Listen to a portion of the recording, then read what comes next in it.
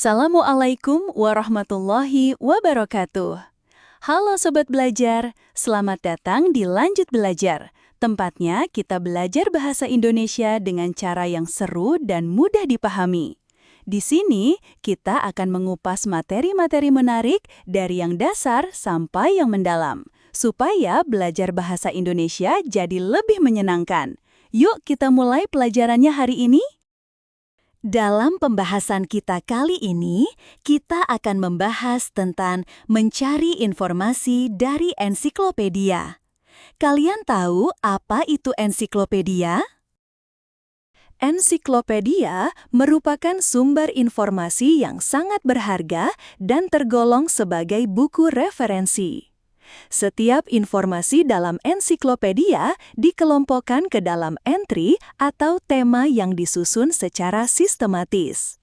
Ada 3 cara penyusunan informasi dalam ensiklopedia. 1. Alfabetis. Informasi disusun berdasarkan urutan abjad, memudahkan pembaca untuk mencari topik yang diinginkan dengan cepat. 2. Tematis. Dalam metode ini, informasi dikelompokkan berdasarkan tema tertentu, sehingga pembaca dapat menemukan informasi yang saling terkait dalam satu kategori. 3. Kronologis. Penyusunan informasi berdasarkan urutan waktu, membantu pembaca memahami perkembangan suatu topik dari masa ke masa. Selain ensiklopedia dalam bentuk buku tercetak, saat ini juga dikenal ensiklopedia elektronik atau ensiklopedia digital. Dengan kemajuan teknologi, informasi menjadi lebih mudah diakses dan diperbarui. Pengguna dapat mencari informasi dengan cepat hanya dengan menggunakan perangkat komputer atau smartphone. Salah satu contoh ensiklopedia elektronik yang sangat berguna adalah Ensiklopedia Sastra Indonesia yang disusun oleh Badan Pengembangan dan Pembinaan Bahasa, Kementerian Pendidikan dan Kebudayaan. Dalam ensiklopedia ini, terdapat beragam informasi yang relevan mengenai dunia sastra di Indonesia. Beberapa jenis informasi yang dapat ditemukan di dalamnya meliputi 1. Pengarang, profil dan biografi penulis yang berkontribusi dalam dunia sastra. 2. Karya sastra, daftar karya yang telah dihasilkan oleh pengarang termasuk novel, puisi, dan drama. 3. Media penyebar atau penerbit, informasi mengenai penerbitan dan distribusi karya sastra. 4. Hadiah atau sayembara sastra, informasi tentang penghargaan yang diterima oleh pengarang atau karya sastra tertentu. 5. Lembaga sastra, institusi yang berperan dalam pengembangan dan pelestarian sastra. 6. Gejala sastra, tren atau fenomena yang terjadi dalam dunia sastra. Menggunakan ensiklopedia sebagai sumber informasi memiliki banyak keuntungan, antara lain A. Informasi yang lengkap. Ensiklopedia menyediakan informasi yang komprehensif mengenai topik tertentu. B. Terpercaya.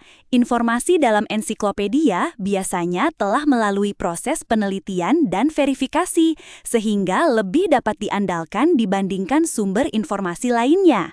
C. Mudah diakses. Dengan adanya ensiklopedia digital, pembaca dapat mencari informasi kapan saja dan di mana saja tanpa harus membawa buku fisik. D. Sistematis. Penyusunan informasi yang sistematis memudahkan pembaca dalam mencari dan menemukan informasi yang dibutuhkan. E. Beragam perspektif. Ensiklopedia sering menyajikan informasi dari berbagai sudut pandang, membantu pembaca untuk mendapatkan pemahaman yang lebih luas tentang suatu topik. Dengan memanfaatkan ensiklopedia, kita dapat mencari dan mendapatkan informasi yang akurat dan terpercaya tentang berbagai tokoh, terutama dalam bidang sastra dan budaya. Proses ini tidak hanya memperkaya wawasan kita, tetapi juga membantu kita dalam mengkritisi informasi yang kita peroleh dari sumber lain. Di era digital saat ini, kemampuan untuk mencari dan menganalisis informasi dari ensiklopedia sangat penting. Dengan memahami cara menggunakan ensiklopedia, kita dapat lebih bijak dalam menyaring informasi yang diterima, serta meningkatkan kemampuan kritis dalam menganalisis berbagai data dan fakta.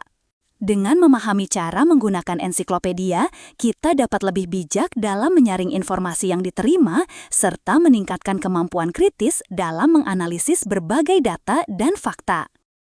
Nah, Sobat Belajar, itu tadi Sobat Belajar tentang cara mencari informasi dari ensiklopedia. Semoga setelah ini kalian jadi lebih mudah menemukan fakta dan pengetahuan yang akurat. Ingat, ilmu itu seperti ensiklopedia. Semakin kita buka, semakin luas wawasan kita. Terima kasih sudah belajar bersama di Lanjut Belajar. Jangan lupa klik like, subscribe, dan aktifkan lonceng notifikasinya supaya tidak ketinggalan materi berikutnya. Sampai jumpa di pelajaran selanjutnya. Wassalamualaikum warahmatullahi wabarakatuh.